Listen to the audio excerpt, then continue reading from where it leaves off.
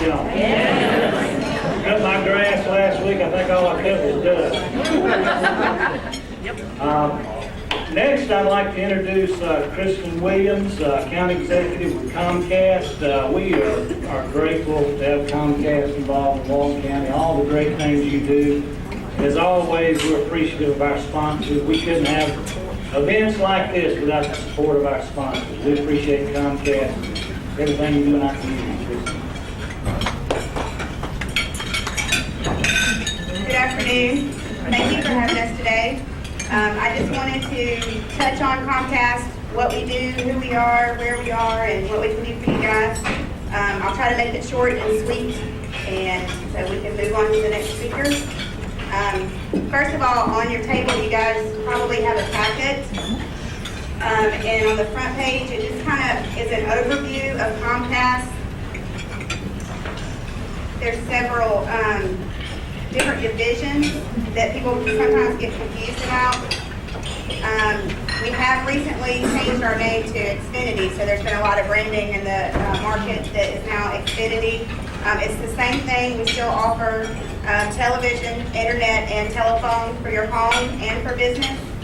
The three different entities are Comcast as a whole. We have a corporate office in Atlanta, and then we have several satellite offices around Atlanta. I, for one, am in Athens, so I cover this area. And then we also have Comcast Business Class, which offers the same thing, the TV, internet, and phone at your business. So we do offer it in Walton County. We do not offer it in downtown Monroe. And then the Comcast Spotlight is the division that I'm in, which represents the advertising division.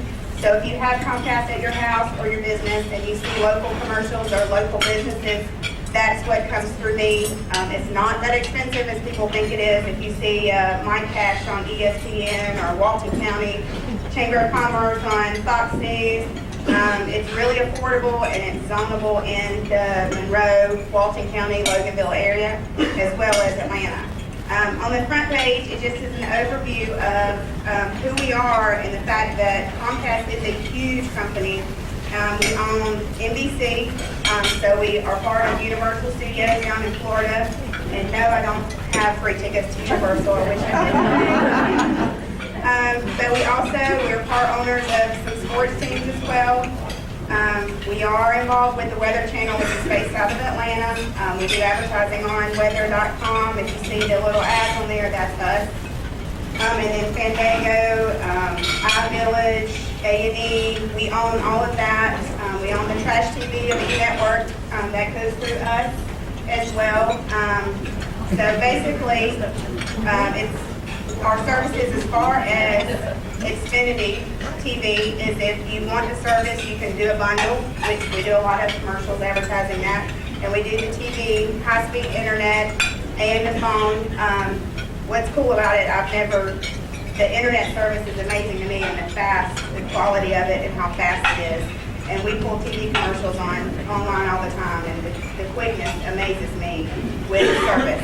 And then the telephone is just as good. And what's the cool thing about that is if you get caller ID, if you're sitting watching TV, then the caller ID, it'll pop up who's calling you. So if it says Tommy Johnson, it'll have his phone number, that's who's calling. So you're like, I don't know if I want to answer that or not. So that's basically, who Comcast is. They're also in here, there is a coverage map that you guys can unfold later if you want. It'll show you the areas that we cover. It's a quad fold. And like I said, I'm with Comcast Spotlight, so we actually do the advertising for all of the colored area that you see. Whether that is Monroe Utilities, in Athens it's Charter, the blue. Down Lake Oconee is Plantation Cable, which a lot of my businesses in Athens and Walton County pull from Lake Oconee. And we can insert on all the cable networks on television, like A&E, Fox News, Food Network, whatever your business is. There are also the sheet in there to talk about our sports opportunities. It's huge. That's a lot, especially in Athens. We have a lot of Georgia football. We'll do ESPN. Right now we have the Atlanta Braves. You have the opportunity, if it's on Fox Sports South, ESPN, ESPN2. A lot of people will want to be on the Braves games. In this area, you're talking $10 to $15 for a 30-second commercial to insert on the break. And then we had the BCS championship game, which the Alabama LSU was huge ratings. Also, to touch on the internet again, the Xfinity.com, you can go check that out as well. I mean, once again, the high speed is amazing and how quick everything is. It has all the up-to-date gossip, the major stories that are happening in the news. It's nowadays, this is where everybody's turning anyway.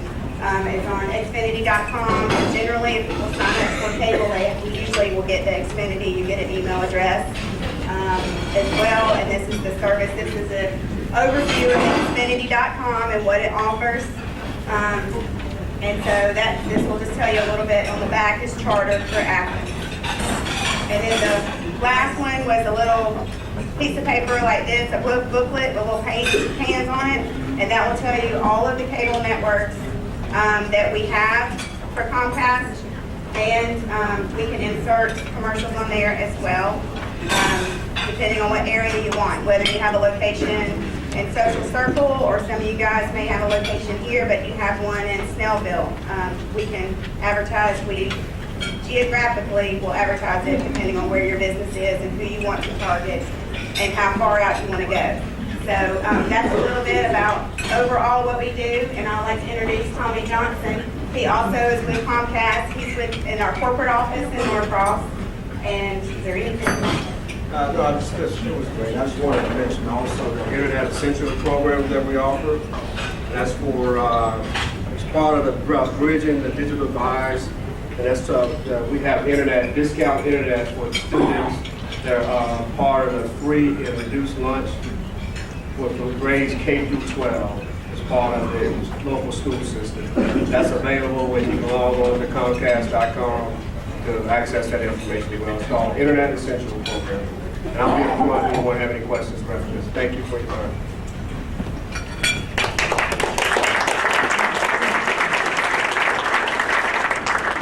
And like he said, we'll be up here to answer any questions, or if you guys, we try to support as many chambers as we can. We're a large company and support different events. So I know a couple of you have come to us. If you want us to sponsor an event, just see one of us at the end and give us your information. Also, if you want service, you can come talk to us and we'll get you to the right person, or you can go on the internet, on the website, and there is a number you can call in there as well. I know I try to leave my business card with everyone, and either if you want business or internet at your house or whatever, you can come to me and then I can get you to the corporate person that needs to handle that entity of it. Also, there is a sheet of paper like this that everyone should have at your table. If you fill it out, we're going to have an ambassador come around and be picking those up and drop them in here. We're going to be giving away a video camera that is waterproof for those that want to go swimming and video at the same time, or scuba diving. And then also we have 4 race tickets for April 28th. That will be given away as well. And it's section 101, so if you're not available to go, let me know and I can take them off your hand. We'll be having that drawing at the end, so y'all have a few minutes to fill this piece of paper out. And like I said, Tommy and I will be here at the end if you want to have any questions for us. Thank you. Thank you, Kristen. Let's give Comcast a hand. Y'all remember the days of 2, 5, 11, 17, 36? And me and my brother used to adjust the antenna so we could watch wrestling on Saturday night. We're glad to have Comcast. The only problem is I need to teach my kids how to hit that buy button when they're buying movies. Yes. With that, we're going to move on to our legislative update. We're fortunate today to have our senators here. Senator Bill Counselor. Senator, did Rick ever make it? He's got business. And then our new senator will be Mr. Johnny Grant. He's here today. Glad y'all get a chance to meet him. And of course, State Representatives Bruce Williamson and Tom Kirby. Gentlemen, is there a specific order you want to go in? We're going to start with Senator Grant. You go ahead.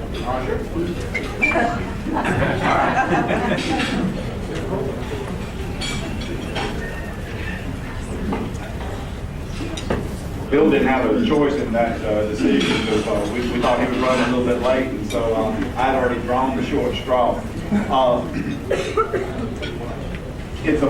I'm the new kid on the block, and so I just wanted to introduce myself first and then tell you about a few things that I was involved with during the legislative session. Thank y'all for allowing me to come and meet with you today, and I hope over the next few months I'll get to know a lot of you better. Because the new maps will draw parts of the eastern part of Walton County, some precincts down there, into what is currently the 25th Senate District. My name is Johnny Grant. I'm from Milledgeville, Georgia, and the Senate District that I represent now has 10 counties. It will be changed in the new maps, and I'll only represent 9 counties. I'll lose 3, but pick up parts of 2 others, and Walton County is one of those that will be picked up as part of the 25th Senate District. Just a little bit about my background. I'm a native of Milledgeville. My mom and her family go back into the 1850s. My dad is a relatively newcomer. He got there, his family got there in 1909. So, but we have a family retail jewelry business that my great-grandfather started in Monticello, Georgia in 1886. And we've continued on with that. We've had, over the years, we've had a store in Warner Robins, as well as a store in Milledgeville and a store in Sandersville. So I grew up in the retail jewelry business. So we've been members of the Chamber of Commerce for as long as I can remember. And my dad and my sisters and I have all served at various capacities with the Chamber of Commerce. Including in the early 1980s, I was, at that time, we called it president of the Chamber of Commerce. I think they've all gotten around to calling that chairman of the board now. But I've been involved with the chambers both in Milledgeville and in Sandersville, and very proud of what chambers of commerce do, because they really do make a community a better place to live. They encourage economic development and growth in that community, and improve the lifestyles as well. So thank you for what you do, and I'm glad to see such a good turnout of the Walton Chamber. As a educational background, I graduated from public high schools in Baldwin County, and then went to Georgia Tech, where I graduated with an industrial engineering degree, and then went back to work with the family jewelry business, and then continued on with that. Later, I got a Master's of Public Administration from Georgia College and State University down in Milledgeville, and we're very proud of that institution down in this section of Georgia, because Georgia College really has come a long way in helping to fill a need in the state of Georgia. We're now the state public liberal arts school, and we have behind Georgia and Georgia Tech, we have the 3rd highest SAT for incoming freshmen in the college down there at Milledgeville. So that's something I'm extremely proud of. I've been involved with a lot of community activities, just as all of you have, and one of the things that I've been most enjoyed and most proud of is my service with the Boy Scouts. I had an opportunity as a youth to be active in the Boy Scouts, earned my Eagle rank, and then continued on as an adult, serving as an adult volunteer from everywhere from a den leader on up to a council vice president. And the most rewarding part of it was when I was Scoutmaster for about 8 years. And I look back, and there's a Union Recorder, a local newspaper, that one year, about sometime in the late 1990s, there was an interview of a lot of students that had were graduating that year from the public high school. And there were about 6 of the guys who had been former scouts of mine. They asked a question: who's been the most influential in your life? And they all ended up choosing me, and that was a very humbling experience to know that you can make a difference in a child's life. So if you're not a supporter, or either financially or otherwise, of Boy Scouts and Girl Scouts, get out there and do that. It's a great program. I had the opportunity, the pleasure, and the honor of serving the 25th Senate District for 8 years. I've been chairman of the State Institutions and Properties Committee. I currently serve as chairman of the Public Safety Committee, and also serve on the Appropriations Committee, which is deals with the budget. We had a good year in the state of Georgia last year. We've had actually a little bit of increase in revenue, and I think Senator Cowser's going to talk more about the budget. But we were able to, in the 2013 budget, which we just passed, it was a $19.2 billion budget, and there was about $930 million of new expenditure. Most of that's tied to growth in the state of Georgia, because Georgia is growing, and we've got a lot of growth in our K through 12 education program and the technical colleges and in our Regents universities. But we did have a little bit of growth. So for the first time in about 4 years, we didn't have to make severe cuts. We're still in an austerity budget. It's still about $2 billion less than what it was prior to the recession in 2009. But we are beginning to come out, and so that's something that I think we all can be very thankful of. But everything that I see points to a very, very slow recovery. So, but hopefully we will be leading that, because Georgia is a great state for companies to come, and Walton County is very fortunate to be right close to where this new Caterpillar plant's coming over in Oconee County. So I think that's going to be a very, very big shot in the arm for Walton County. I'm going to talk about one piece of legislation, and I'm going to sit down because my 8 minutes is about to run out. But being chairman of the Public Safety Committee, I've had an opportunity to work with police and sheriff and firefighters, and also with the prison system over the number of years that I've served in the legislature. And one of the things that always surprises folks, and Governor Deal mentioned this in his first State of the Union address in 2011, is that Georgia spends $1 billion a year just on our state prison system and our pardons and parole operation. This doesn't include what Sheriff Chapman has to do with his local jail and the cost of operating that and running his sheriff's department, or any of the other 158 local sheriff's departments or police departments. This is just the state prison system, not even include GBI and state patrol. So that's about $3 million a day. And so, over the last few years, we've been sort of examining that and trying to figure out how we can best spend that money to make sure that we are spending it wisely and that we're doing the very best we can. One of the things that we found out is that we're over capacity in our prison system, and sheriffs throughout the state complain about us not being able to pick up our state prisoners in a timely fashion. But we've got a lot of folks that I contend are in our state prisons that don't necessarily need to be there. If they're a violent offender, if they're somebody we're scared of, then by all means they need to be locked up for a long time. But if it's somebody that we're just disappointed in or we're mad at, we can find better ways, cheaper ways to deal with them. And that's what we try to do in House Bill 1176. House Bill 1176 was a large rewrite of the criminal justice code that had a lot of changes. They're not all uniformly supported, but I think when you look at them in total, they're going to end up reducing the cost to the taxpayer in the state of Georgia for us to deal with some of our criminal justice concerns. In some cases, and you might hear the sheriff speak to this, it may drive some of those people who previously been in a state prison for a felony offense. It's going to change that to a misdemeanor, and it may end up being an additional cost to the county. But it's a lower cost to the county than it would have been if that person had been a felon and was in the state prison system. We also think that through a use of more robust use of what we call accountability courts, that we can redirect people who have a mental illness or a drug problem into being able to get help for that underlying problem rather than just locking them up because they're a nuisance. And that's going to be something I think is going to be a positive impact on our jails and on our prison system. And so we already have success with our drug courts in many, many parts of the state of Georgia, but this is going to allow us to expand those and be able to put them to a better use.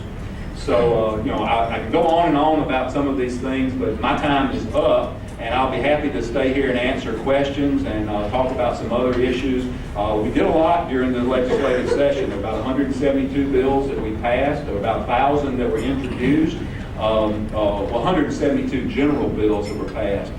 300 of the bills that we passed this year had to do with local redistricting for for county and school board districts.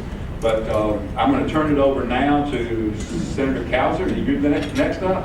I'm ready. All right. And I appreciate y'all having me on.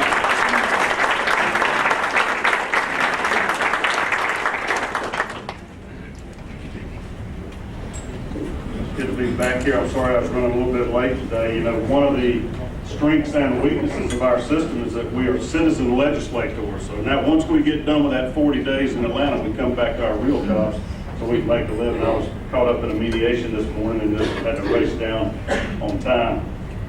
Johnny Grant is going to be great. Y'all need to get to know him. He's taking Rick Jeffrey's spot here in the small part, southern part really of Walton County because of the redistricting. Rick had business obligations today and couldn't make it either, but get to know Johnny, introduce yourself when you're through. He's a veteran in the Senate and well-respected, well thought of, and runs the Public Safety Committee there in the Senate. He also serves on Rules Committee, which I do, and we set the agenda of what bills get reached on the floor for a floor vote altogether. If it doesn't get to the Rules Committee, it never comes up for a vote. So we kind of help control the agenda of what comes out. And as Johnny just alluded to, we only passed 170-something bills out of well over 1,000 that got introduced. I almost laugh when I say only 170-something bills. I mean, one of the things we joke about is that the best work we do is killing bills, or stopping bad ideas. And it's really not necessary to continue burdening us with more rules and regulations, but many of these things are of interest to certain segments of the state that need to get done to clarify or correct or improve the laws as we go along. And some of them are as little as just changing one word. We spent a lot of time this year in Natural Resources Committee dealing with whether or not to allow people to raise tilapia in their ponds. And you'd be amazed. I mean, all of you have probably eaten tilapia, and it's a very popular fish, and it can be domestically raised just like they do catfish. But it's a foreign species. It's from Africa, and it's known as an invasive species. They can take over lakes and streams and rivers if they take a hold, and they can eat up your brim and other type fish. They're great in some ways, but can be dangerous if you intermingle them with our domestic fish. And that bill actually passed the Senate because the Department of Natural Resources came and testified and said, we don't think this is a problem. They have them in Alabama and South Carolina. They've not taken over the rivers and streams, and we think they can be controlled if they're just kept in ponds, private ponds. People can grow them as an agricultural industry and make money. When we got to the House, they had a different viewpoint, and they decided I don't think they ever got out of committee over there. And that's really where the work gets done, is in the committee process. And I brought just a couple of visuals, and I'm going to mention some of the bills that we did and let you ask more questions in detail. When a bill gets started in either body, it's on this white paper. And we do have a legislative counsel's office that helps us draft these up. You go and tell them your idea, and they'll show you where it goes in the Georgia Code, which is 40-something books of laws. And they'll draft it up for you, and that starts either in the House or Senate. Doesn't matter which way it goes. Then it gets assigned to a committee. Now, all of us in the Senate serve on 4 committees, and that's where you give the detailed work to the bill. People can come testify for or against it. You review it in great detail. You have lawyers fly spec it and see if there are any improvements or any faults in that bill, and then it comes out of your committee process. And if it's on the House side, theirs comes out on pink paper, at least in ours. You can see where this is hole punched down the side. We all have a notebook at our desk when we start the day each day that has each bill that's on the calendar to be dealt with that day. And it'll show you the original version, that white version, and then if it's a House bill, it'll show a pink version, and if it's a Senate bill, well, ours come out in light green. So I guess we're kind of like kindergartners. We're color-coded on how we follow things. And this will be the Senate committee version. So you might have had a bill that came over from the House and we revised it. We call it perfected. And our committee's a little bit better. And they may do the same. I tip my hat to Bruce. So of course, y'all know his experience as a banker. And I assume you serve on your banking committee in the House. But I don't know anything about banking. That's not my bag. And we passed a bill in the Senate that was limiting the rights to collect on debts. and banks sell some of their loans and to somebody to come back and collect it. And it seemed unfair, particularly to a lot of developers, that somebody might have bought a loan for 10 cents on the face value, but then go sue the guarantor for 100 cents on the dollar to collect it all. They're getting a windfall. We're trying to limit what we perceive as an abuse of that. After we passed the bill, Bruce said, "I cannot believe y'all passed that bill." And I said, "Nobody, Bruce, I'm not on the committee, but nobody testified against it. Nobody from the banking industry, nobody from the mortgage industry ever said any problems." And Bruce quickly pointed out 3 or 4 significant problems with that, where it can pretty much squelch lending in the state if it had gone through as fast. And they worked on it in the House and tried to come to a compromise, couldn't do it, so they ended up killing it. And I just basically said, "Thank you, Bruce. That's why we've got people from all different walks of life that serve in the legislature that have different perspectives, different experience, different expertise, and we're kind of working together. You have the entire community represented there." We have a Senate Research Office that does this is a summary, they'll put one on every bill when it comes before your committee, tell you what it's about, what it's trying to do. Then you have people testifying in committee and tell you, and we have you to help educate us. I mean, please keep the letters, phone calls, and emails coming, because you let us know where you stand, and our job is all, whatever district we represent, is to represent our constituents, what their wishes and desires and needs are from government. So we work it through the process. And one last little color-coded thing is the top one you see are yellow. These are amendments. You can see that this was a Senate bill. When it got to the Senate floor, it was in this version, and on the floor there were a couple of amendments that were proposed, and they're in yellow. So we worked through all of those. And just to give you a little peace of mind, we know what's coming before we vote on it. It's not like the United States Congress, where they got a 1,000-page bill and half of them have never read it and they don't understand what's in it. We've read it in the committee, and then I'm chairman of our Republican caucus. We meet every morning before we go into session, and we have in front of us what's known as the rules calendar, the bills that have been put on the general calendar to be voted on that day. And we go over every single one of them in a private caucus meeting amongst the Republican senators. And whoever the sponsor is will stand up and say, "This is my bill, here's what I'm trying to accomplish, what it does, how it's been amended from the House version, etc." And then we ask them questions, pros and cons of that bill, so we thoroughly understand them before we go in and sit down. Some bills can be presented and handled in 10 minutes. And everybody's thinking, well, how could you have really understood what you were voting on when they're running through that fast? Well, you've studied it beforehand and asked questions. Now, you can see my little marks on here where I put check, either check I'm gonna vote for it or X that I'm not, before I get there. I pretty well know, and you don't have to stand up and talk or ask questions. But some are controversial, and they do have a little lively debate there on the Senate floor, and you get to hear everybody's perspectives and make your final decision how to vote. A couple of things we did this year. You just heard about the criminal justice reform. We spent a lot of time and energy on that. That was one of the governor's big initiatives. We also passed tax reform, and Bruce is going to talk about that here in just a minute in more detail. He understands it very fully, but we did several things in tax reform. That was about a 2-year process of getting to a consensus on that. We had a bill that was really important to the governor dealing with charter schools. You may have heard about this. Gary Hobbs here, usually has. Gary communicated quite frequently with Bruce and Tom and I on his viewpoints on that. All it does is put a vote to the people. There'll be a referendum in the fall to decide whether or not we should have a state charter schools administration or organization that can authorize charter schools in addition to local school boards. Right now, they have to be approved by the local school board if they want to have. Of course, Walton County does not have charter schools on that, so that's not an issue here. Most counties don't, especially in the metro area. They do. They're a creative device to allow you to get out from under certain rules and regulations of the Department of Education.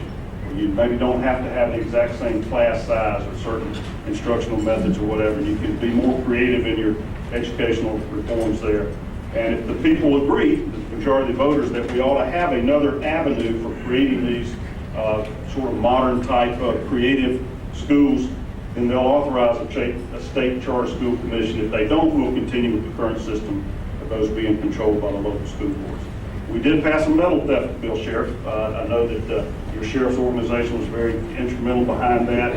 Everybody knows we got a problem with all this copper theft things going on, and we're trying to reel that in. We passed a bill to put some stricter limitations to try to deter that. We passed a couple of bills that I thought were just basic. I'm not going to go through a $19.3 billion budget with you, other than to tell you that in Georgia, we balance our budget every year. We do not spend more money than we bring in on tax dollars. And that's important because the United States doesn't operate that way. You all understand the problem we have with debt in this country that worries me, what we're putting on our children and grandchildren down the road. But in Georgia, we don't do that. We kept our balanced budget. We still spend 57% of that on education. So the vast majority is going to education. Another big chunk goes to health care, and then public safety and prisons, as Johnny mentioned, it's very little in just discretionary spending that we use. We did some things to tighten that down and make it even more conservative than the past, and one was we finally passed this year a zero-based budgeting bill, which means when you go back and look at your budget, you start at the very first dollar. You start at zero and look at every dollar that you're spending in a certain agency to see if there's anywhere for savings. Right now, the way we operate is we have what's known as a continuation budget. We get a book, I've brought it here before and shown y'all kind of as a visual. It's 400 pages thick that only shows the changes from the year before's budget. If you cut or increase spending, so we went from 18.6 to 19.3 billion, and it only showed, that 700 million in additional spending where it was going. It didn't show us where the first 18.6 billion was. This zero-based budgeting bill, we're going to go through agency by agency over a 8 or 10 year period, so you don't have to do each one every year. But we're going to look and see exactly how much money we're spending, how many employees, what's it going for, and is it accomplishing the purpose? Something we need to be doing. It will help us restrain government spending, I believe. We also passed a bill, the Government Accountability Act, that's going to let every agency, any agency funded by taxpayer money is going to be reviewed by a joint commission every couple of years, and they're going to analyze and decide whether we even need to keep all of these government agencies.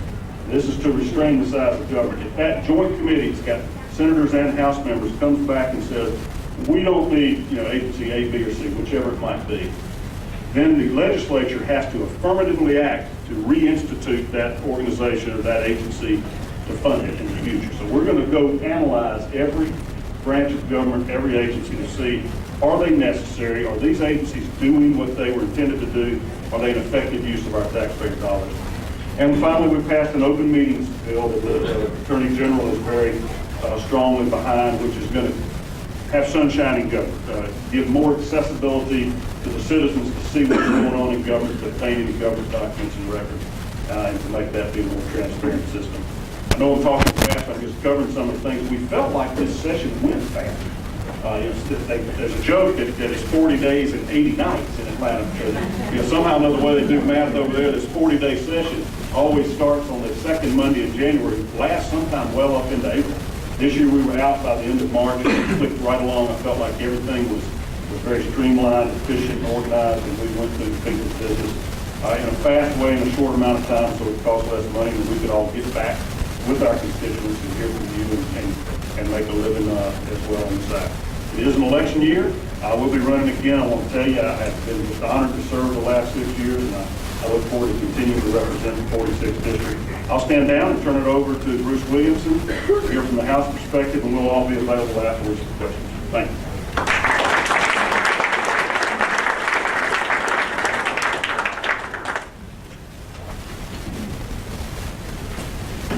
Thank you, Bill. It's an honor to follow, as I often do, Bill Cowser at the podium today. But more often than not, I'm chasing around the Capitol, trying to give his perspective and take on various issues. He's been very kind mentoring me. And I believe I shared with you last year that as a newcomer to the Capitol, I thought we were good friends with our senators. We got up there and found out they're on the dark side of the building. It's always this sort of healthy tension between the House and the Senate. He says they perfect the bill. We feel like that's our job, correcting their mistakes. And I appreciate you confessing that you messed up her But and while I'm on that note, we are honored to have Johnny come represent the southern part of our county. We really like Rick and the job he was able to do. But between these two guys, we've got an enormous wealth of talent at the Capitol representing Walton County. Both of them are on senior committees, I believe you're both on the rules committee, right? Well, they're on the committees that count, they've got all the tenure to help deliver the things we need over here in Walton County. And I'm happy to be a foot soldier for either one of y'all, because Tom and I are still freshmen. And so we're not on heavily influential committees yet. It takes some time to build that, the tenure, to frankly work your way up the ladder.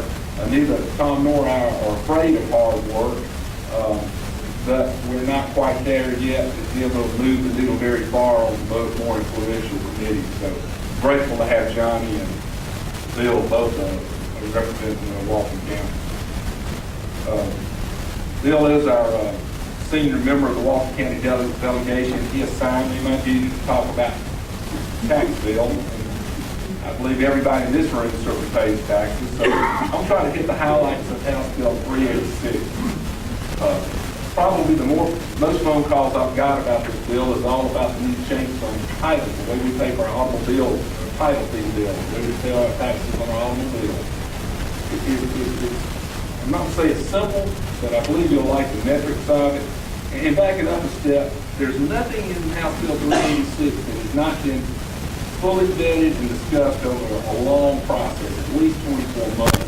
The Special Counsel on Tax Reform and Fairness met for a solid year, toured all over the state of Georgia, got a lot of collaboration, came back and presented their findings to the Georgia legislature last year with some very meaningful ideas about how to revamp the Georgia tax system. Unfortunately, it fell way short of their goals and aspirations last year. One of the more key elements of that, of the council's recommendation was to broaden the tax base, to lower the state income taxes, and a lot of metrics that most Republicans agree with. That fell short last year, nothing passed, and everything that came together and coalesced in House Bill 386 are component parts of that more broad tax picture that was recommended by the Special Counsel on Tax Reform and Fairness. So I was just sort of analyze this about 7 parts in this, and I want to sort of take just a quick 30,000-foot view of each one of them.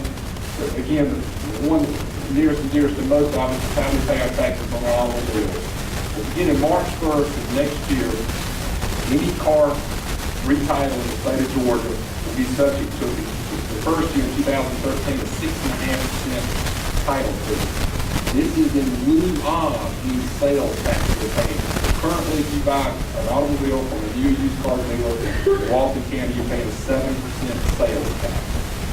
Well, this time next year, you will be paying a 6.5% title fee, no sales tax. So the same price on the automobile, you in effect will be paying less at the point of purchase, and the bonus to that is your birthday tax goes away. No ad valorem taxes. You will not be paying your annual or birthday tax from the tax commissioner's office here in Monroe.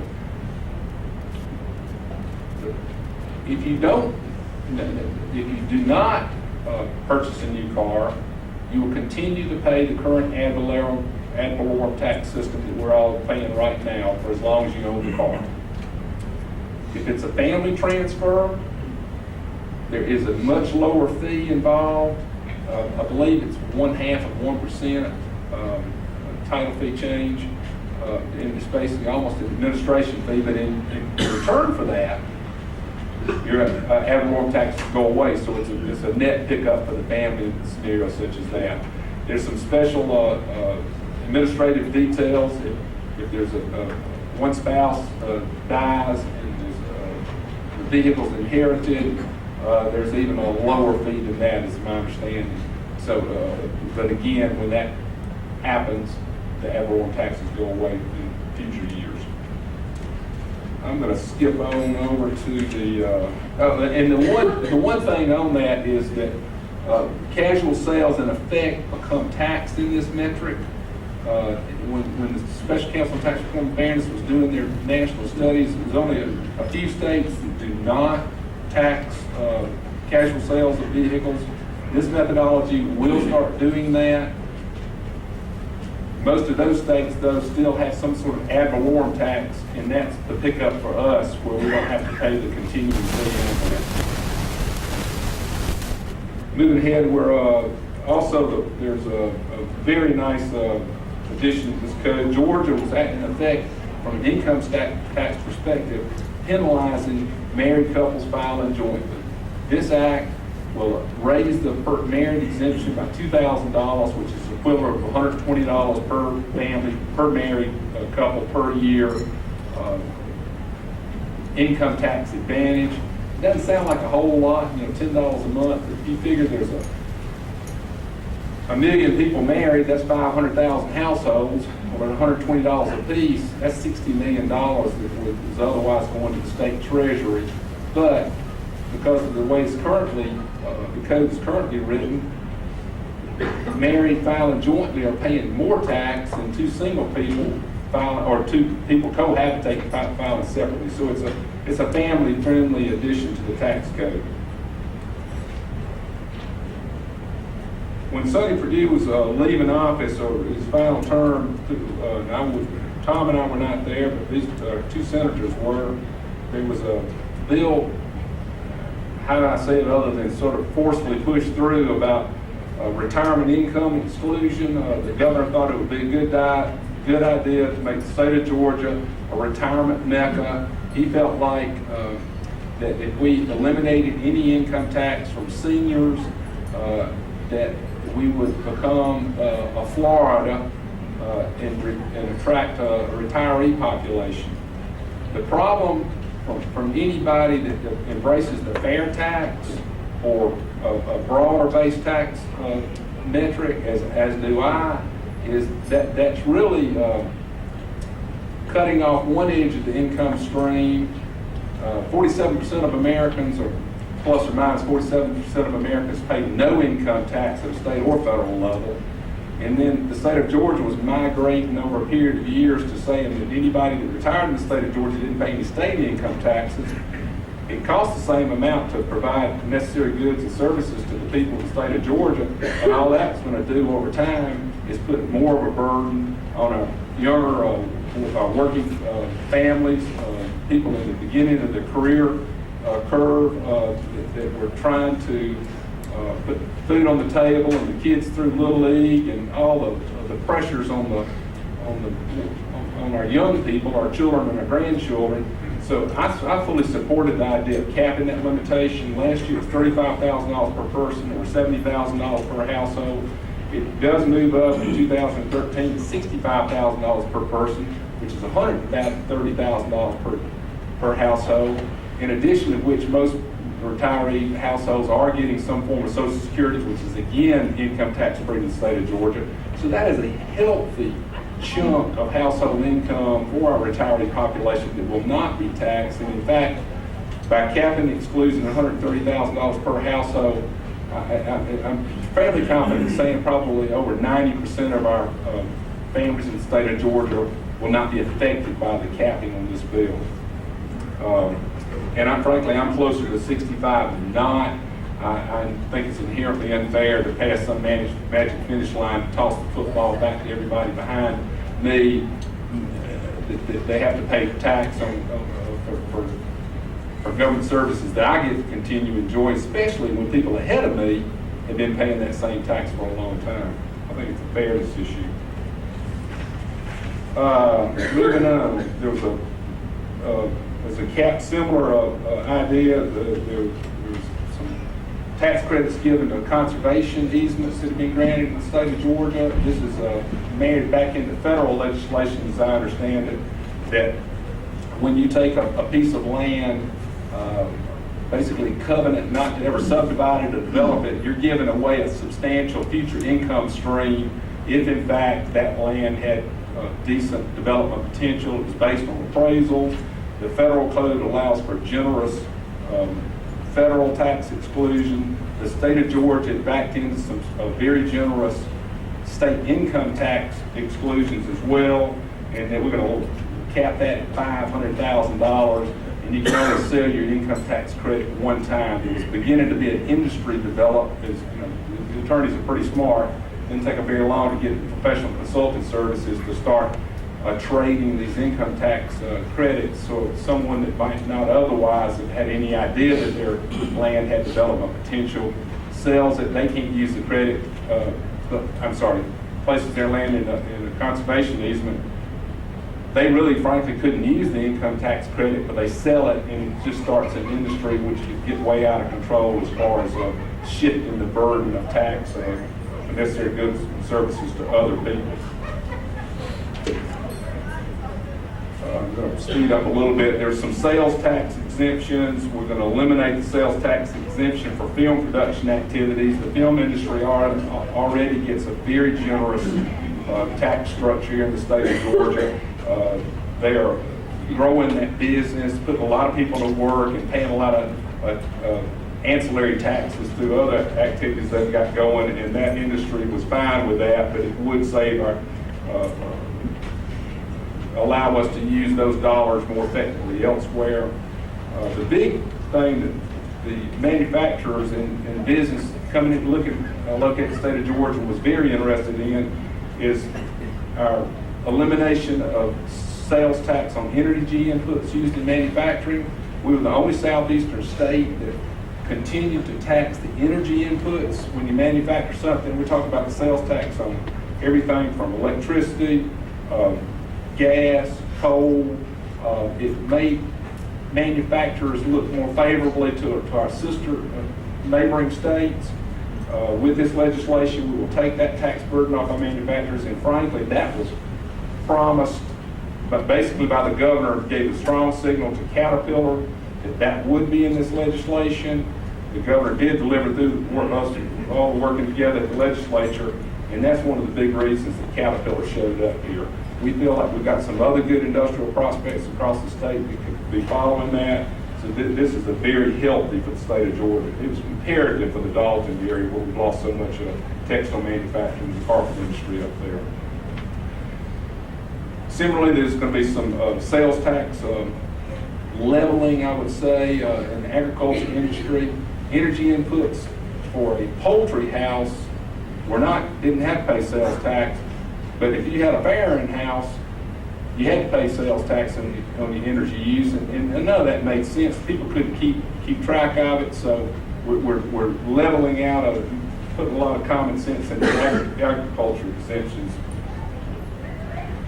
For projects of regional significance, again, think Caterpillar, think anything that might come out to our Stanton Springs, our multi-county park down in the south part of the county, anything developing that was $25 million or more of investment upon the approval of the governor and the Georgia Department of Economic Development, we can eliminate sales tax on the construction materials that go in a project like that, which would just help Social Circle Ace Hardware and anybody else that might be selling into that project sell more materials here in the state of Georgia rather than bringing in materials from outside the state.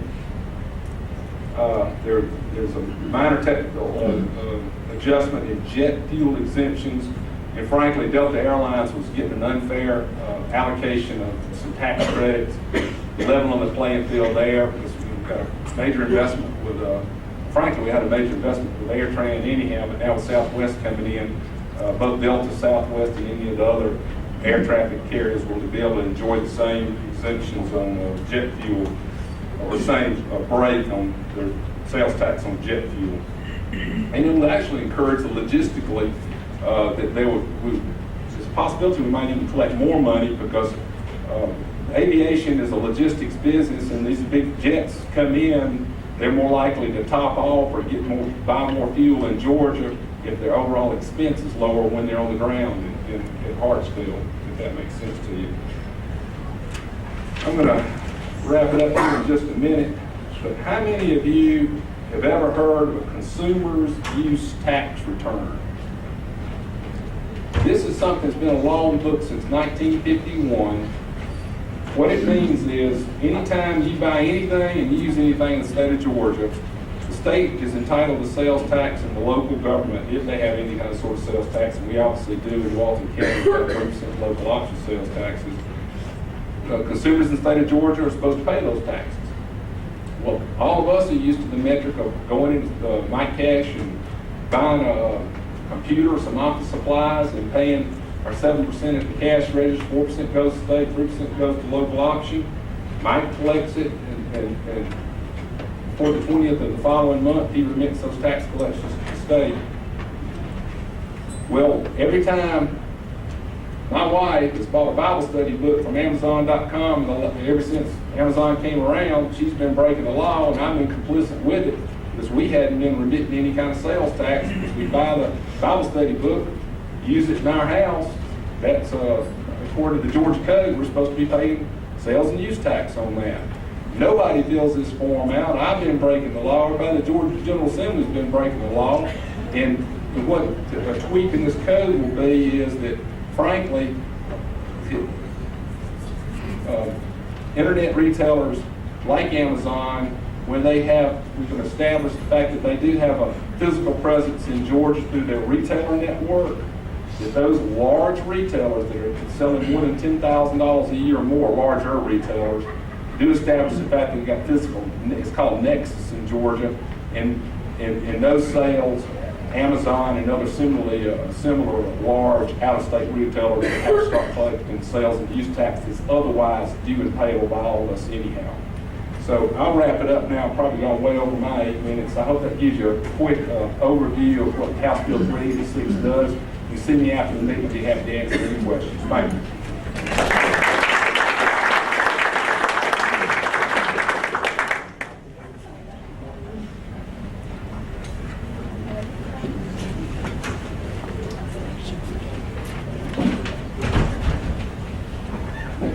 Good afternoon.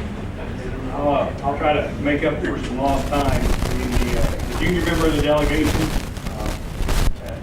I've learned real quick as my new nickname is Bruce being junior, since he is now the senior member of the House delegations in Walton County. First thing is, I would like to thank a lot of people in this room. I know there's a lot of good support and running through all the campaign and everything. It's a lot of work, and I appreciate everybody.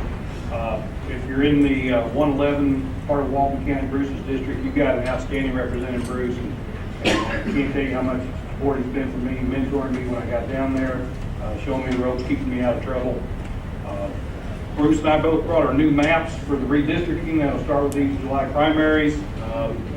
We both get new numbers. His is on the right, 115 in the yellow. Mine's on the left, it'll be 114 in the green. And feel free to take a look at those maps to see where you are, especially like around the between area, Bay Creek area, move from 111 to 114. As a junior member, I get to tell you some parts of the bill that you may not like, but it's really a good thing that we did.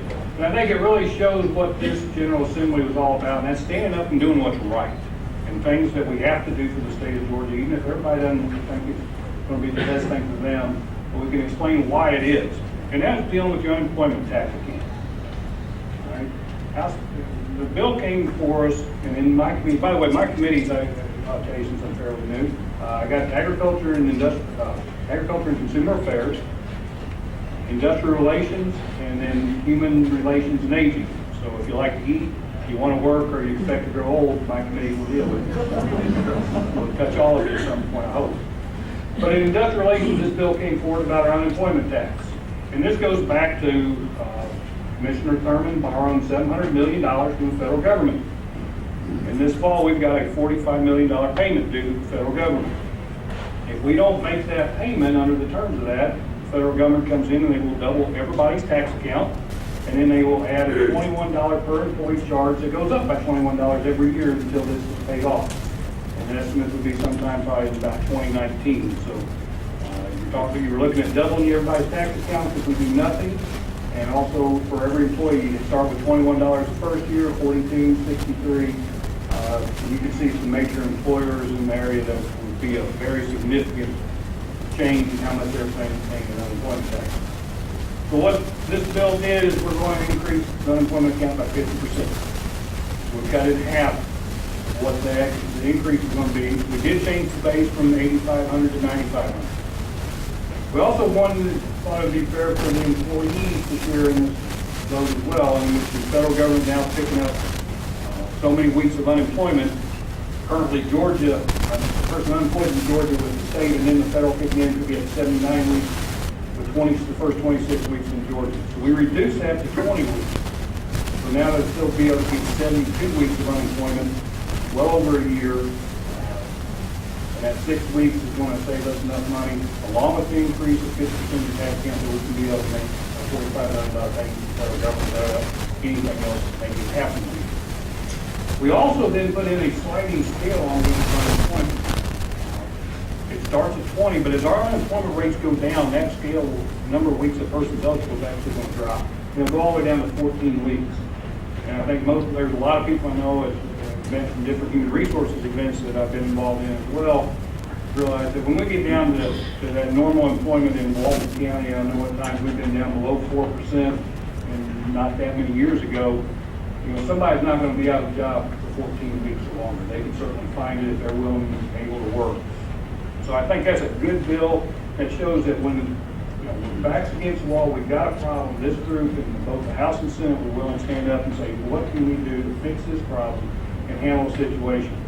And when you borrow $700 million and you have no idea how you're going to pay it back and just keep passing it on, sooner or later that debt comes due, and that's where we were when we got down there. So I think it was a good thing that we did. I think it was a very positive thing because it did save your tax account some money, and it also will go down. Once we hit that $2 billion cushion in our unemployment account statewide, then that 50% will drop off. So it does have that trigger, so it will revert back. That extra money you're paying will go away. The other bill, just briefly to talk about, drug testing for TANF. I think something that was long overdue. TANF is temporary assistance for needy families. And what we're saying is if you're taking money, welfare money, and you have children, we want to make sure that money's going to the children and not to the drug testing.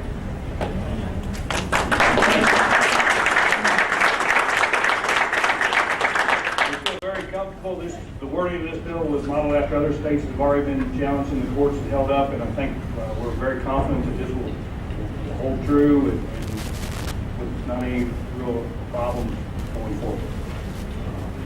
Other than that, being the junior person, that's all I've really got. If there's any questions, I'm sure the senators and group would be happy to answer.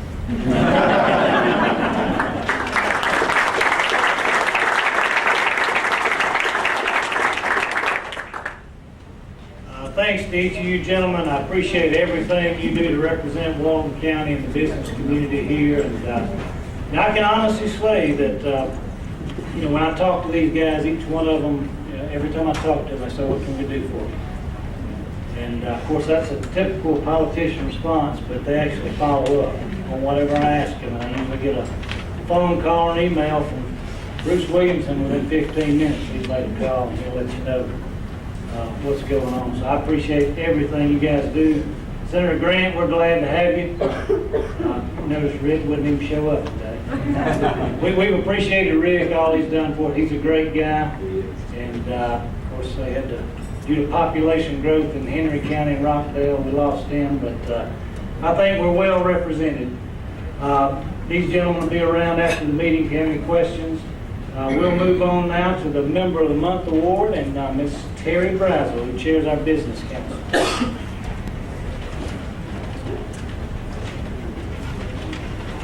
All right, our Member of the Month serves 13,450 students in pre-K through 12th grade. Now, doesn't that just give it away?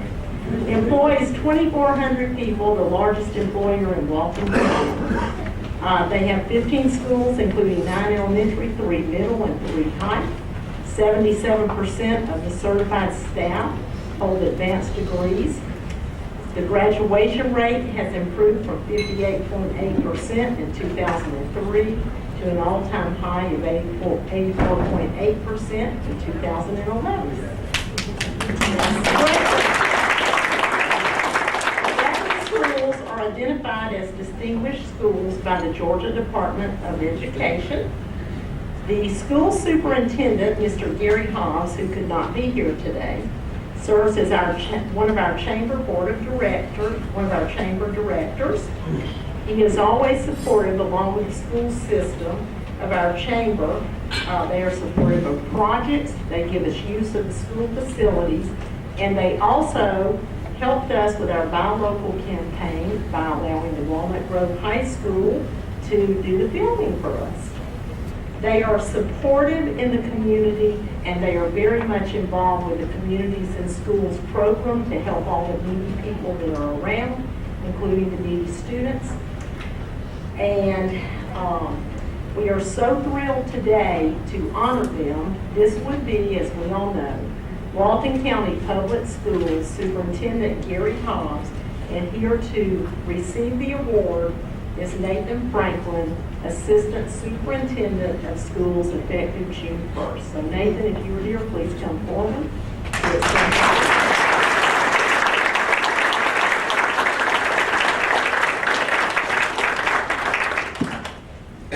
Excellent job. I didn't know you were going to be way back in the back of the room. Thank you so much. Thank you.